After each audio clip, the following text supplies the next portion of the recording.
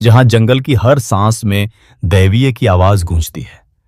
वही डर और आस्था के बीच बना एक मंदिर, जहां हर मनोकामना माता की दृष्टि में बदलती है और भक्ति का संगम बेहड़वाली माता अरा की अद्भुत कथा। अब सोचिए, एक घना अंधेरा बीहड़ जंगल, रेगिस्तानी ढंग का जंगल, जहां यमुना नदी की मंद लहरें दूर तक बहती हैं, और उसी जंगल की गहराई में एक प्राचीन देवी का मंदिर विराजमान है, बेहड़वाली माता।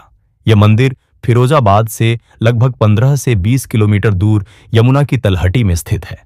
चारों ओर हरियाली और गहरी शांति। मंदिर में माता की छोटी सी मूर्ति है, पर भक्तों का विश्वास उतना ही विशाल कि दूर दूर से लोग यहां पैदल चलकर आते हैं। कथा जंगल की देवी का उद्भव। कई सदियों पहले यह जंगल एक वीरान खौफनाक जगह थी, इतना खतरनाक कि लोग दिन में भी प्रवेश करने से डरते थे। वहां के डकैतों का राज था। वे अपने बंदूकों की गड़गड़ाहट के बीच पूजा करते थे, जैसे बंदूकें ही रिद्धि सिद्धि की घंटियां हों। एक रात जब चांद तेजी से ढल रहा था, जंगल में अचानक एक दिव्य प्रकाश चमका। उसी प्रकाश से एक सुनहरी ज्योति उभरी, और उस ज्योति ने धीरे धीरे एक सशक्त दैवीय महिला का रूप ले लिया। उसकी आंखें पलक झपकते ही जंगल को रोशन करने लगीं। यही देवी थीं चामुंडा रूप में माता, जिन्हें बाद में बेहड़वाली माता कहा गया। लोग कहते हैं कि उस रात ऐसा गूंज उठा कि जंगल भर में गूंजने लगी, जय मां बेहड़वाली।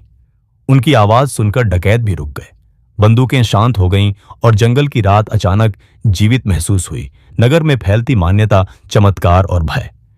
धीरे धीरे उस रात की कथा आसपास के गांवों तक पहुंचने लगी। लोगों के मन में डर भी था, पर साथ ही एक बहादुर विश्वास भी जाग उठा। माता की शक्ति इतनी महान थी कि कहा जाता है, जो भी सच्चे मन से माता से विनती करता है, उसकी मनोकामना शीघ्र पूरी होती है।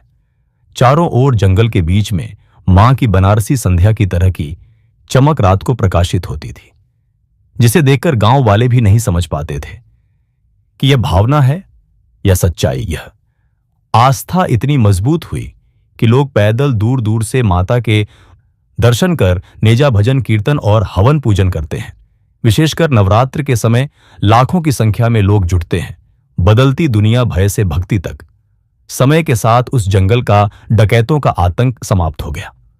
वह जंगल अब खतरे की जगह भक्ति की भूमि बन चुका है, जहां पहले कोई दिन में जाना भी नहीं चाहता था। आज वहां भक्त दंडौती परिक्रमा करते हैं, माता की कृपा मांगते हैं और अपनी मनोकामनाएं मांगकर लौटते हैं। लोग मानते हैं कि यहां मां की चुपचाप सुनने की शक्ति है, जो बिना शब्दों के भी मन की इच्छा को समझ लेती है और उसे पूरा करती है।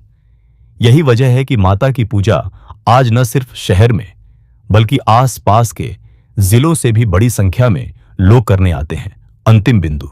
क्यों यह कथा इतनी शक्तिशाली? भय और भक्ति का संग मिलन।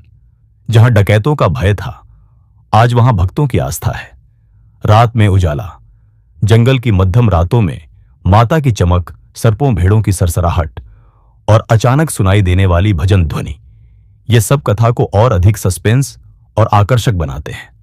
आस्था से चमत्कार, सच मुंह दिखाई।